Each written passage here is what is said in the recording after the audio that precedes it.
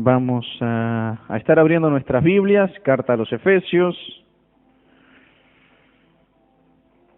Hoy vamos a tratar ya cuestiones ya bien centradas en la práctica. Pablo ya empezó a introducirnos en nuestro corazón, porque de nada sirve tener unas actividades espléndidas y qué bien que suena todo, qué bien que está bien todo armado, qué precioso que se ve todo. Pero eso es estética, eso es lo que ven nuestros ojos. Pero lo primero a lo que apunta la palabra de Dios cuando inicia capítulo 4, carta a los Efesios, es preparar a una iglesia que, en primer lugar, tenga un corazón dispuesto, tenga una mente dispuesta, tenga una voluntad rendida. Y habíamos planteado que esta voluntad, este corazón tenía que tener bases. Esta era la humildad, la mansedumbre, el amor y la paciencia, ¿sí? Entonces, luego empieza a hablar sobre actividades, sobre cómo tengo que hablar, cómo que tengo que decir. Cuando el corazón está dispuesto, luego las actividades es mucho más fácil llevarlas, porque el interior ya está dispuesto, y el exterior solamente va a reflejar la disposición de lo interior. Cuando uno está dispuesto, cuando uno dice, sí, yo quiero servir a Dios, yo quiero. Bien, cuando está esa disposición, después a uno le resulta más fácil obedecer. Por eso vamos a tratar de ver lo que Pablo nos va a mostrar en cuanto a la última parte de esta disposición del corazón. Para poder recordar, hablaba de la unidad de la fe, la unidad del cuerpo de Cristo, la unidad en el Espíritu. Y hablaba de estar todos de acuerdo, en común acuerdo, conforme a estas bases unitarias, a estas bases que nos unen, que todos tenemos una misma fe, un mismo Padre y demás. Luego estábamos hablando de este Jesucristo, que es el que nos había unido, es el que también nos había dado regalos. Ayer se festejó el Día del Amigo, y estábamos hablando de que, bueno, un amigo es aquel con el que tenemos ciertas afinidades, cosas en común, con el que compartimos ciertas circunstancias que no compartiríamos con otros, y con total confianza que no depositamos en otros. Ese suele ser un amigo, ¿verdad? Bueno, y Jesucristo resulta que nos había dado un regalo. En el Día del Amigo, ayer pasó, y algunos entregó regalos, y uno cuando dice, le voy a entregar un regalo, uno dice, le quiero dar algo que utilice, algo que le sirva o que le sea de bien, que le agrade, que le saque una sonrisa, que le sea provechoso en algo. Bien, Jesucristo nos dio regalos y habíamos hablado de esos regalos, eran estos dones, estas personas que son dones para la iglesia, estas personas que son personas con responsabilidades encomendadas con un ministerio en particular, y estas son la del pastorado, la del maestro y la del evangelista, porque habíamos hablado sobre, en cuanto a que ya no es necesario los profetas y apóstoles. Estos apóstoles, estos profetas eran encargados, según la ilustración de Pablo, de colocar los cimientos. Y agarraron a Cristo mismo y lo pusieron como roca firme, como base. Lo agarraron a Jesucristo y le dijeron, Cristo tiene que ser el centro. ¿Por qué hicieron eso? Porque estaban guiados por el Espíritu Santo. Y todo el que está guiado por el Espíritu de Dios, lo único que va a hacer es proclamar a Cristo. No va a hacer otra cosa. Entonces, estos apóstoles ya habían hecho la tarea inicial. Y ahora teníamos que dar gracias por estos que estaban empezando a colocar los ladrillos, empezar a colocar el revoque, estos maestros, evangelistas y pastores que estaban procurando edificar sobre Cristo y levantar el edificio. Este edificio iba a tener un tope. Resulta que Jesucristo había puesto el tope y era Él mismo. Llegar a la base, llegar al Evangelio era colocarse en Cristo. Y terminar allá el Evangelio era ser como Cristo. Es algo precioso. Nuestra esperanza es Cristo. Él es el fin. Allá, como dice nuestro hermano Javier, nuestro horizonte. Allá, donde llega nuestra vista, donde no podemos aspirar a más, es Jesucristo. Entonces, Tenemos que dar gracias a Dios por nuestros pastores, por esas personas que han tenido el llamamiento de pastor, el llamamiento de maestro, el llamamiento de evangelista. Gracias, Señor, por esas personas porque son regalos para edificar a la iglesia. Gracias, Señor. Y luego habíamos hablado un poco sobre estas actividades que tenían estos pastores, estos evangelistas, estos maestros. Y ahora vamos a apuntar un poco a el fin del trabajo de estos apóstoles, de estos profetas, de estos maestros, evangelistas y pastores. Todos estos 5 regalos que Cristo ha dado a su propio cuerpo tienen una finalidad. Los profetas y apóstoles han colocado un cimiento, pero ¿cuál es el fin? Ahora los pastores, los maestros y evangelistas están edificando, pasan los años y vienen nuevos maestros, vienen nuevos pastores y nuevos evangelistas. Y siguen trabajando, y siguen trabajando. ¿Para qué? Parece que se repite todo igual. ¿Cuál es el fin de seguir enseñando la misma palabra que hace 1000 años, que hace 500 años, que hace 200 años? ¿Por qué lo mismo? Bien, eso es lo que vamos a estar tratando de apuntar ahora, y vamos a ver un poco el fin, ese resultado. Y luego, Pablo va a empezar a ver que el resultado tiene que mostrarse. Es decir, yo tengo una construcción de una casa. Bien, está genial que tenga una construcción de una casa, está genial que ya la haya terminado, pero si no hay gente habitando, ¿para qué la hice? ¿Verdad? Bien, tiene que tener un uso práctico, tiene que tener una utilidad. Yo termino algo y tiene que servir para algo. Nosotros somos una obra maestra en las manos del Señor y tenemos una finalidad, pero también tenemos una utilidad. Todos los que creemos en Dios, todo el que dice, sí, yo creo en Dios, es útil para algo.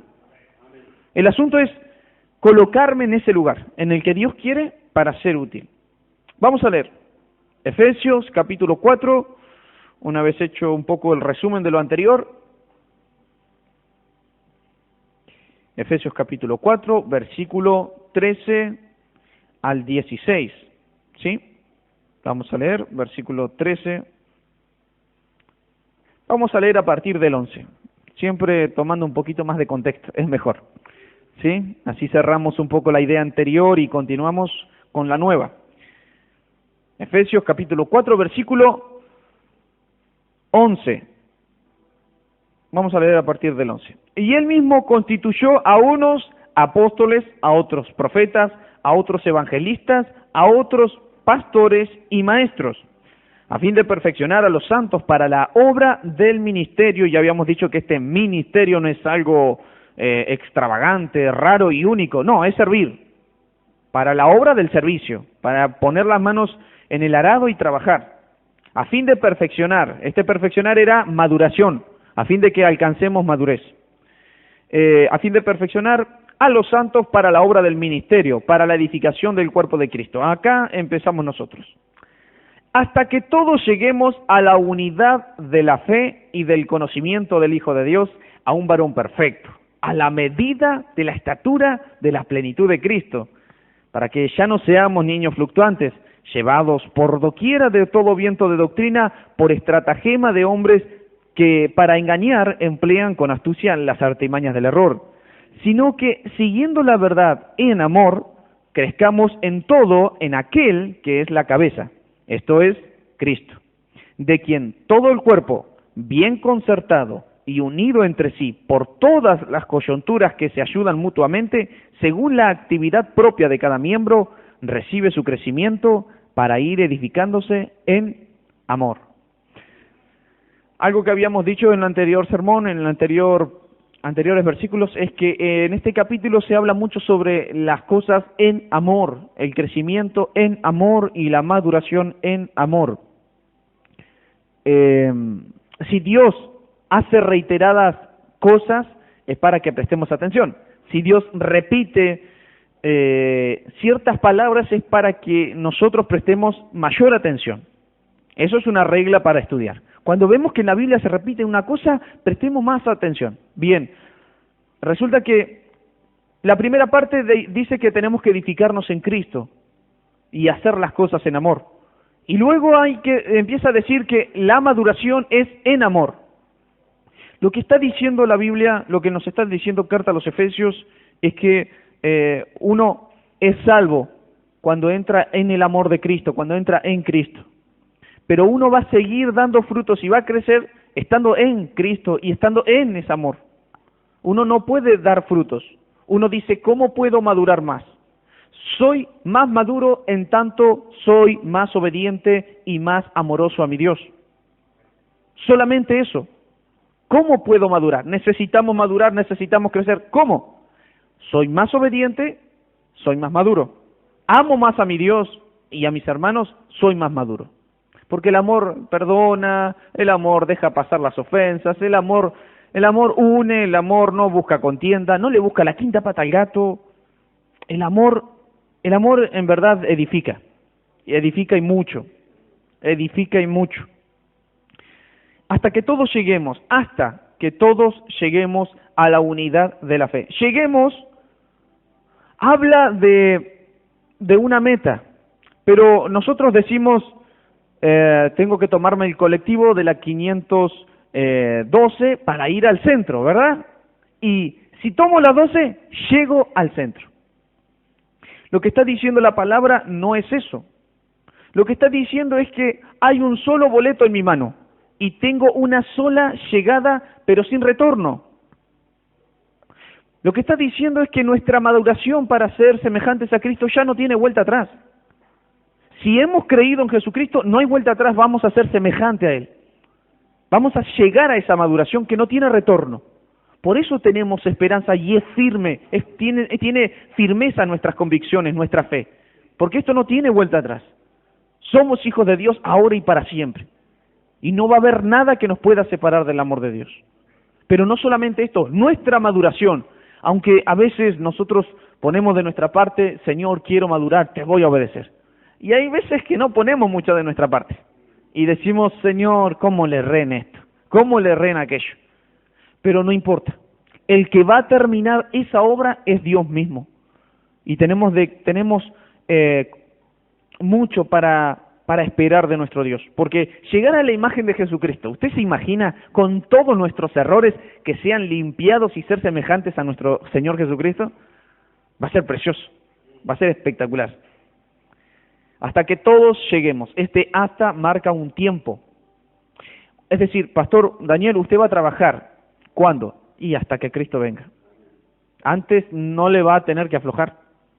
Los que tienen el don de maestros, ¿hasta cuándo hay que estar enseñando? Y hasta que Cristo venga. Y si no viene, bueno, hasta que te vayas con Él. ¿Por qué? Porque tenemos una encomienda, una responsabilidad.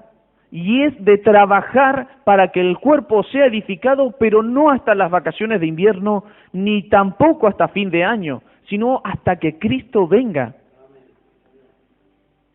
Porque hasta entonces nosotros no tenemos descanso. Cuando viene Cristo, somos glorificados, listo, ya está, ahora, ¿para qué quieren pastor? Miren, ahí tienen a Jesucristo, el Señor de señores. ¿Para qué quieren maestro? Ahí tienen el maestro de maestros. ¿Verdad?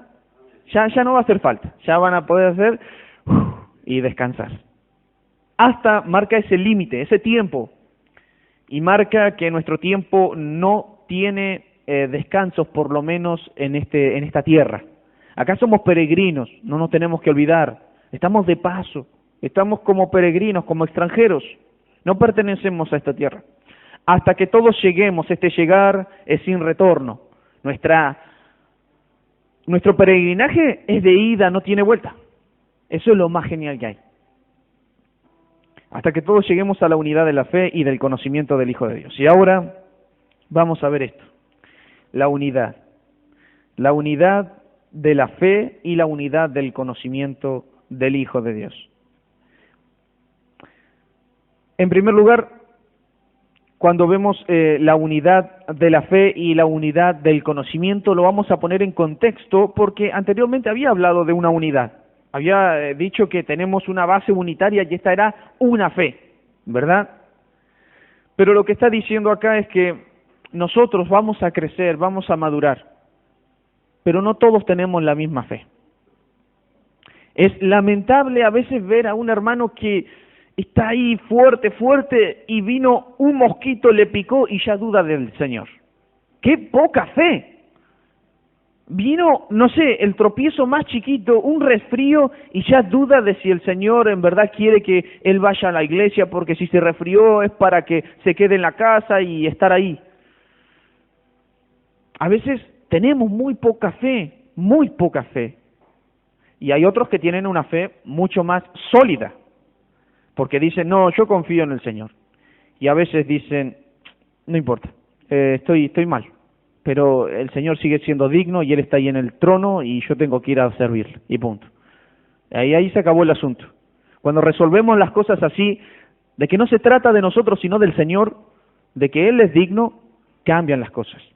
Ahora, tenemos una fe, mis hermanos, y tenemos un conocimiento. Nosotros vamos a ir creciendo y vamos a llegar allá a los cielos. Esta es una perspectiva en los cielos. Primero, tenemos que trabajar hasta estar allá en los cielos, con Cristo, glorificados. Pero también tenemos que entender que tenemos una fe que se va a unir, que va a estar consolidada en cada uno de nosotros. Y no es acá, no. Es hasta que Cristo venga y nos lleve allá, vamos a tener todos una fe base, una fe sólida, una fe consistente, porque ya no va a haber incredulidad entre nosotros. Y todos vamos a conocer como fuimos conocidos, dice Pablo, pero todos vamos a conocer de igual manera al Señor. Y esto habla de una relación, no habla de un conocimiento intelectual, habla de una relación. Yo conozco a fulano, pero ese conocer es de conocer su persona. Es decir, yo sé que es medio rebuscado. Mejor vamos a resolver esto así. ¿Por qué? Porque yo lo conozco. Yo sé que es problemático. O, sí, yo conozco a fulano. La verdad es que no, él no robaría a nadie. Así que si faltó eso, habrá sido otro. ¿Por qué? Porque yo lo conozco. Yo tengo una relación con él. Conozco su proceder, sus valores. Este conocer es el que está hablando el Señor. Una relación tan íntima que ya no va a haber necesidad de que siga creciendo, porque nuestro conocimiento intelectual es diferente, sí va a seguir creciendo, vamos a conocer más y más del Señor, y en tanto dure la eternidad, porque usted póngase a pensar, la omnisciencia usted no la va a tener jamás. Bien, el Señor siempre nos va a estar enseñando intelectualmente, en cuanto a sus virtudes, su majestad. El Señor es eterno, entonces por la eternidad podemos estar aprendiendo, porque tenemos una mente finita, pero Dios habla de una relación. Cuando ayer hablábamos del Día del Amigo y hablábamos de Jesucristo y de nuestra amistad con Jesucristo, hablábamos y reflexionábamos, nuestra amistad saca a la luz muchas cosas, nuestras amistades. Entonces decíamos, si tenemos malas amistades, y por ahí copiamos esas malas contestaciones. Si tenemos malas amistades, copiamos esas malas actitudes, esas malas costumbres. Pero ¿cuándo se nota que somos más amigos de Jesús? Porque copiamos más actitudes de Jesús. Tenemos más parecida esa misericordia, esas palabras de paciencia. De igual manera, este conocer es porque nos relacionamos más con Él. Hay más intimidad. Y una buena pregunta para este versículo es, de nuestra fe y de nuestro conocimiento está hablando, de nuestra relación con Dios está hablando este versículo. Y una pregunta es, allá en los cielos vamos a tener esa plenitud de relación, de intimidad con Él. Pero hasta que lleguemos allá, ¿nuestra relación está en crecimiento? ¿Nuestra fe está en crecimiento? Es decir, ¿están apuntando a ese fin? ¿Tenemos un poco más de fe que el año pasado? ¿Tenemos un poquito más de relación con nuestro Señor que el año pasado? Y digo el año pasado porque el año pasado nos habíamos dispuesto a cumplir metas. Y más en esto, más en aquello, más en esto otro, y menos en esto, y menos en aquello, y menos en esto otro. Y eso es bueno, proponerse ciertos objetivos.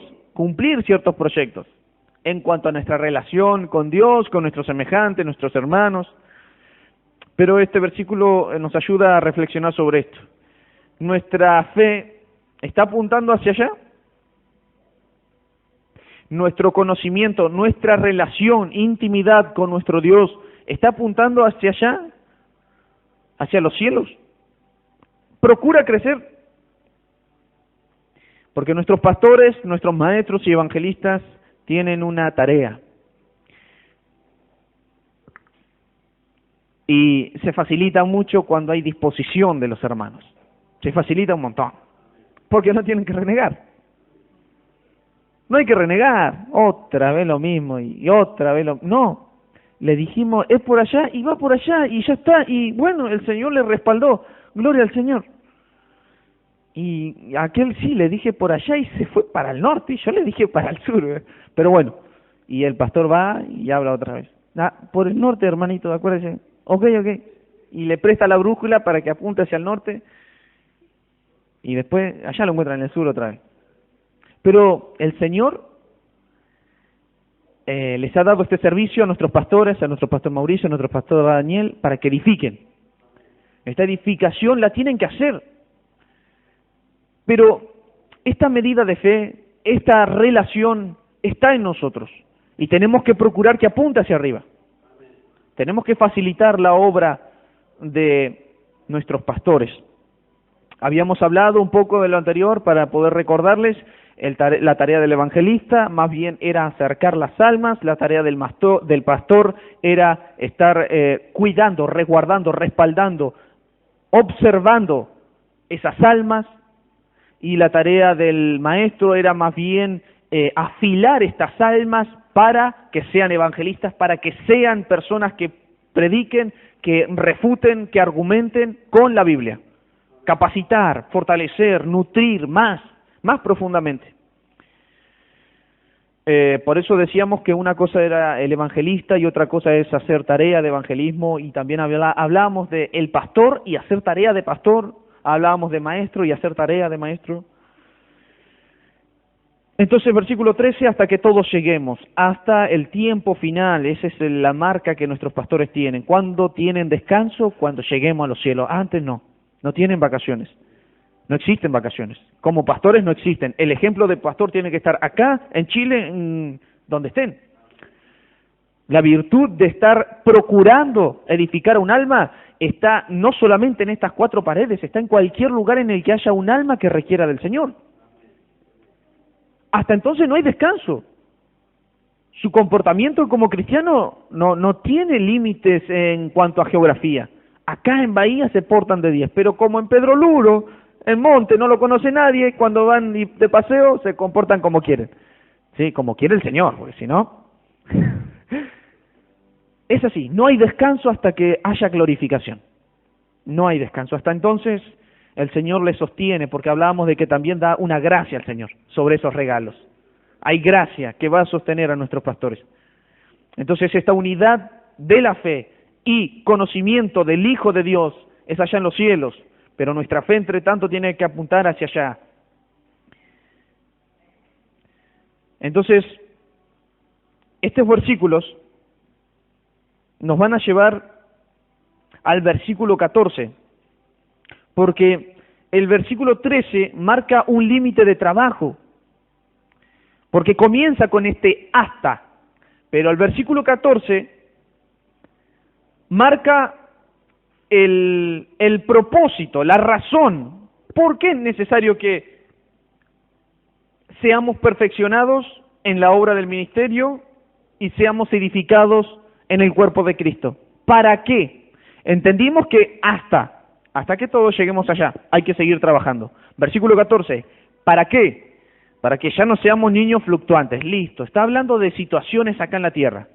Ya nos sacó la mirada de allá de los cielos, dijo, miremos acá, los asuntos de acá, para que no seamos niños fluctuantes. Esto de niños fluctuantes nos da la idea de niños que son cambiantes. Y esto dice, pero es obvio, si un niño cambia cada 2 segundos de decisión. Hoy le gusta el chupetín y mañana no le gusta. Y mañana le gusta el queso y pasado ya no. ¿Por qué fluctuantes? Y luego dice, llevados por doquiera de todo viento de doctrina, para que ya no seamos niños fluctuantes. La finalidad de los pastores, de los maestros y de los evangelistas es procurar que no tengamos la actitud cambiante que tienen los niños. Y lamentablemente, en muchísimas, y sin excepción la nuestra, congregaciones, se ve esto.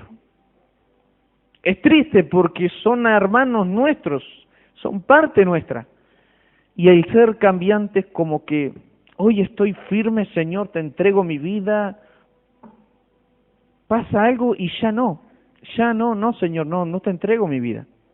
Señor, ya no puedo aguantar esto. Fluctuante habla de algo que tiene ondas y cambia. Una onda es aquello que puede estar en un momento para arriba y en otro para abajo.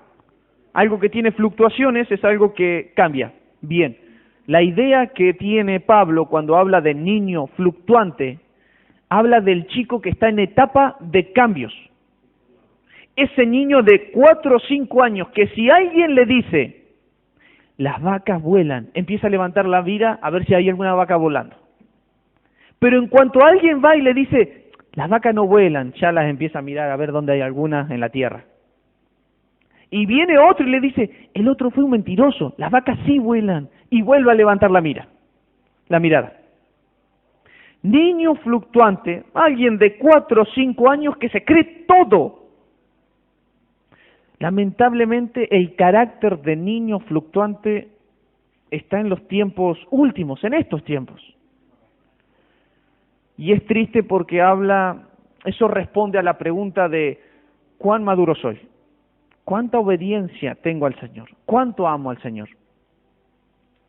Cuando hablamos de niño fluctuante, Pablo apela a esta etapa de cambios, de decisiones tan volátiles como el gas.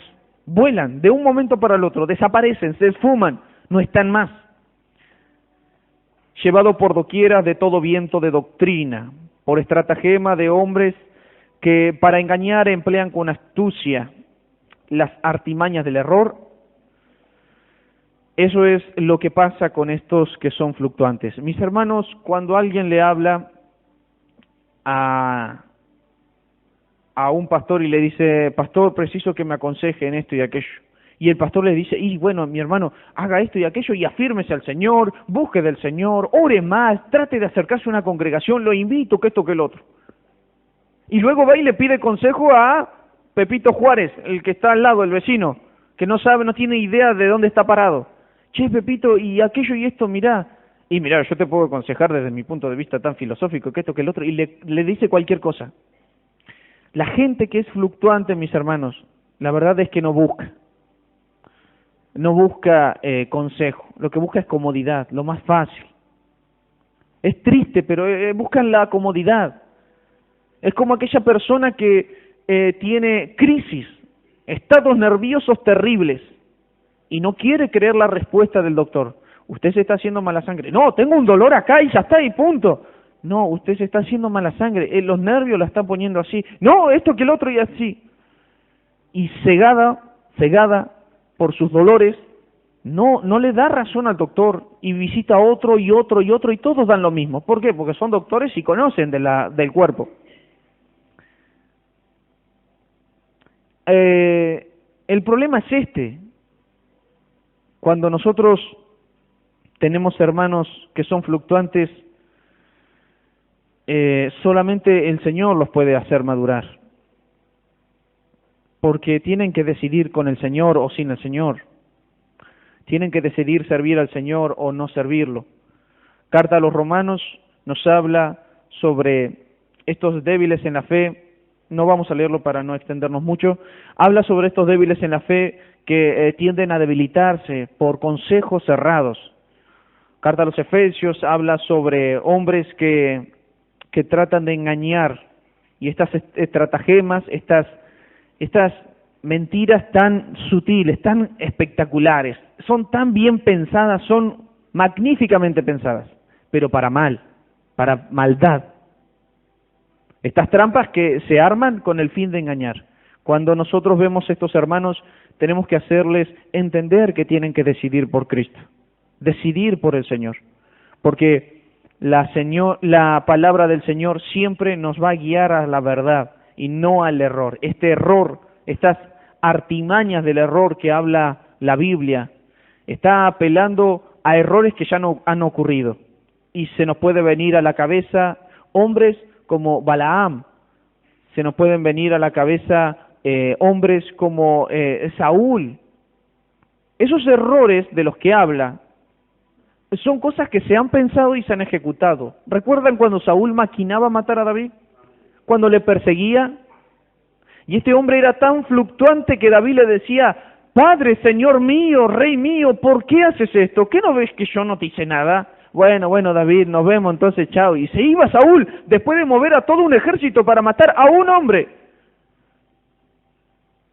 Señor mío, corres a un conejo en el desierto, a una hormiga.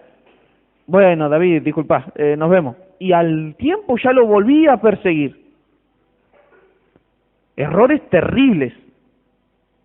El problema es cuando estos errores también acarrean familias. Nosotros debemos de estar reflexionando sobre esto para procurar cuidar a nuestra familia, cuidar a los hijos, a las esposas, los esposos, cuidar a los padres, a los nietos, para que ya no seamos niños fluctuantes. Si hay alguna finalidad que tienen los pastores es procurar que nosotros no andemos de acá para allá. Entonces de nuestra parte debe estar el no tomar a mal cuando un consejo procura hacernos conservar lejos del pecado, conservarnos en la palabra y en un solo lugar estable. Todo consejo que procure eso para nuestro bien ha de ser bueno, para que ya no seamos niños fluctuantes llevados por doquiera de todo viento de doctrina, por estratagemas de hombres que para engañar emplean con astucia las artimañas del error, sino que ahora, luego de de hacernos ver la finalidad del trabajo de los pastores y luego ver el propósito del trabajo de los pastores, vamos a ver el contraste que tiene este trabajo. ¿Cómo puede resultar todo? Sino, por el contrario, sino que siguiendo la verdad en amor, crezcamos en todo en aquel que es la cabeza, esto es Cristo. ¿Vimos el contraste? Para que ya no seamos así, niños fluctuantes, sino que siguiendo la verdad, en amor crezcamos en todo en aquel que es la cabeza, esto es Cristo. Esto no habla más que lo que ya hemos visto. Si tienen algo que decir nuestros pastores, los maestros y los evangelistas, es palabra de Dios. Porque solamente con palabra de Dios podemos seguir la palabra de Dios. Si nos hablan de la verdad, vamos a poder seguir la verdad. Este seguir habla de un camino, de un caminar, mejor dicho, que es continuo. Cuando uno habla de yo voy a seguir un programa de televisión, ¿y por qué? Porque lo dan de lunes a viernes. Todas las noches es un programa de animales, un documental. Entonces dice, a mí me gusta esa serie, la voy a seguir. Bien, y empieza a ver todos los documentales y no se pierde ninguno. Ahora, cuando se pierde un documental, alguien le pregunta, eran 4.000 capítulos, ¿seguiste toda la serie? Si él dijese que sí, mintió, porque se perdió un solo capítulo. Toda la serie es todo un paquete y sacando una sola serie ya uno no ve toda la serie. Este seguir habla de un seguimiento sin decaer, de un seguimiento, de un caminar sin desmayar. Muchos tienen desmayos y esos desmayos son unos estanques terribles, donde 2, 3, 5, 10 años han dejado al Señor, se han olvidado de servir al Señor. Y uno luego de volver de eso se arrepiente y dice, ¿para qué hice semejante cosa? Hay otros que no han tenido tropiezo semejante. Gloria al Señor porque el Señor le ha sostenido. Pero este trabajo que están haciendo los pastores, los maestros y los evangelistas es para que siguiendo, caminando, un caminar continuo, sin tropiezo. Ese es el querer de estos de estos hombres y estas mujeres que están sirviendo. Personas maduras, mujeres y hombres maduros que procuran alentar a un hermano. Es para que sigan sin tropezar, siguiendo la verdad en amor. Acá otra vez se reitera en amor. Y si le da reiteración el Señor, nosotros también. Mis hermanos, si usted no tiene amor, no tiene sentido lo que está a punto de hacer. Es muy simple. ¿Y qué es el amor? Es procurar no buscar en lo mío propio, sino agradar a Dios. A Dios, lo que estoy a punto de hacer, lo que estoy a punto de decir, las relaciones que tengo, esto que estoy haciendo, ¿le agrada a Dios o no? Es eso, procurar agradar a Dios. Versículo 16. De quien todo el cuerpo, bien concertado y unido entre sí por todas las coyunturas que se ayudan mutuamente, según la actividad propia de cada miembro, recibe su crecimiento para ir edificándose en amor. Otra vez, lo vuelvo a reiterar, volvemos a reiterar. Mis hermanos, si Dios repite las cosas, nosotros no las corramos. Mis hermanos, si usted no tiene amor, no haga eso, lo que está a punto de hacer. Frene, pídale al Señor que le ayude a tener amor y retome. Porque si no es como ruido sin sentido, como un címbalo que retiña y no hace nada más que sonar como el platillo ese. Un sonido sin sentido, sin razón. Cuando nosotros hacemos las cosas con amor, tiene otro calor, tiene otro motor. No nos cansamos. Para ir terminando, vamos a ver un versículo muy importante que habla sobre esto del amor, porque lo que estamos viendo en estos últimos versículos es una reiteración de lo anterior, con otras palabras. Y vamos a ir terminando con Filipenses.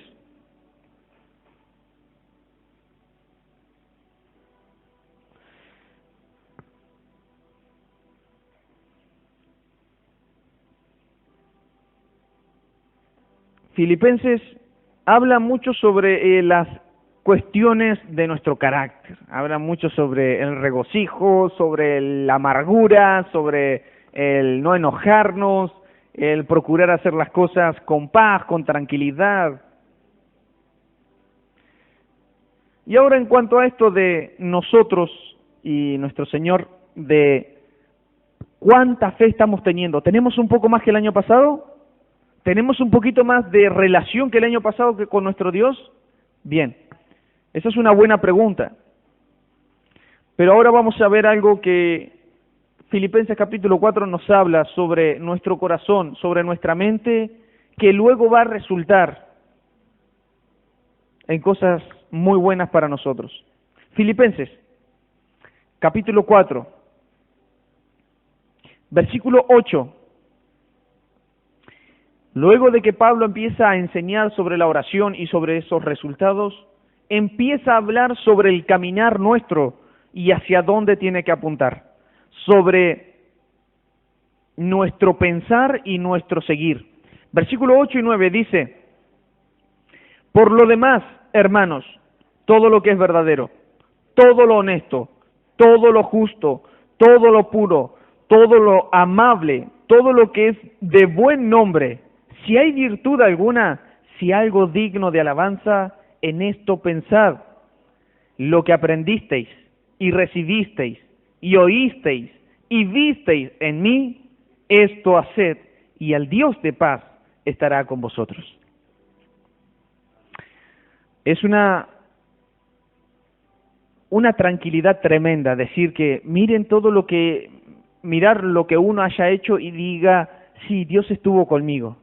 Porque al final tengo paz, y es una paz que me da Dios. Nosotros debemos de reflexionar, termino un día, termino una jornada, termino una tarea. ¿Tengo paz? ¿Lo hice con gozo o lo hice porque había que hacerlo? Las cuestiones de nuestro crecimiento exterior, de nuestra madurez en cuanto a lo que decimos y nuestras actividades, va en relación a nuestro crecimiento espiritual. Si interiormente no crecemos, no maduramos, exteriormente vamos a reflejar eso, que no estábamos madurando.